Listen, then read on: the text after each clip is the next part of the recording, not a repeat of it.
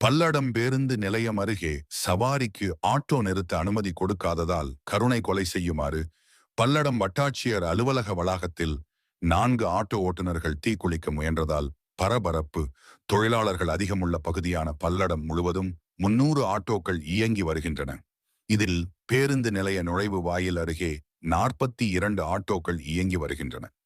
கடந்த 8 வருடங்களாக 16 ஆட்டோ ஓட்டுநர்கள் பல்லடம் பேருந்து நிலைய நுழைவு வாயில் அருகே ஆட்டோக்களை நிறுத்தி சவாரியேற்ற அனுமதி வழங்குமாறு மாவட்ட ஆட்சியர், வட்டாட்சியர், நகராட்சி ஆணையாளர் ஆகியோரிடம் பலமுறை மனு அளித்துள்ளனர். எந்த தீர்வும் கிடைக்காத நிலையில் கடந்த வருடம் 16 ஆட்டோ ஓட்டுநர்களும் தங்களது குடும்பத்தோடு இரவு முழுவதும் வட்டாட்சியர் அலுவலகத்தில் காத்திருப்பு போராட்டத்தில் ஈடுபட்டனர். அப்போது பேச்சுவார்த்தை நடத்திய வட்டாட்சியர் 16 ஆட்டோக்களையும் பல்லடம் பேருந்து நிலைய நுழைவாயில் முன்பு சவாரி ஏற்ற அனுமதி அளித்து உத்தரவு பிறப்பித்த நிலையில் இன்று வரை அந்த உத்தரவை செயல்படுத்தவில்லை என கூறி இன்று 16 ஆட்டோ ஓட்டுநர்கள் வட்டாட்சியரிடம் முறையிட்டனர். இந்நிலையில் உதவி கோட்ட ஆட்சியர், வட்டாட்சியர், பல்லடம் காவல்துறை மற்றும் போக்குவரத்து காவல்துறை முன்னிலையில் ஆட்டோ ஓட்டுநர்களிடையே அமைதி பேச்சுவார்த்தை நடைபெற்றது.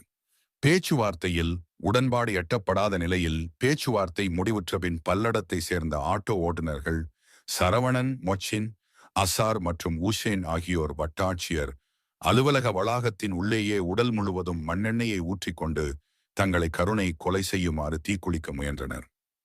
அவர்களை தடுத்து நிறுத்திய காவலர்கள் அவர்களுடன் பேச்சுவார்த்தையில் ஈடுபட்டனர். தீர்வு கிடைக்காவிட்டால் மாவட்ட ஆட்சியர் அலுவலகத்திலேயே தீக்குளிக்கப் போவதாக ஆட்டோ ஓட்டுநர்கள் அறிவித்துள்ளனர்.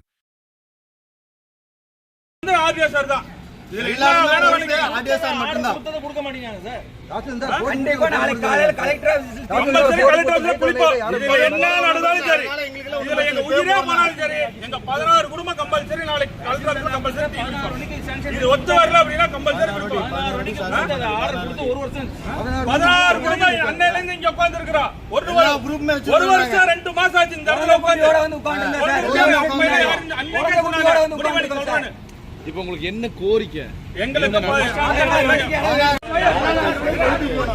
எல்லாத்துக்கும் கல்யாணம் ஆயிடுச்சு, எல்லாத்துக்கும் குழந்தை 2 வயசு குழந்தை கம்பல்சரி குழந்தையே நாங்க உறுதியா பண்ணி ஆகும்.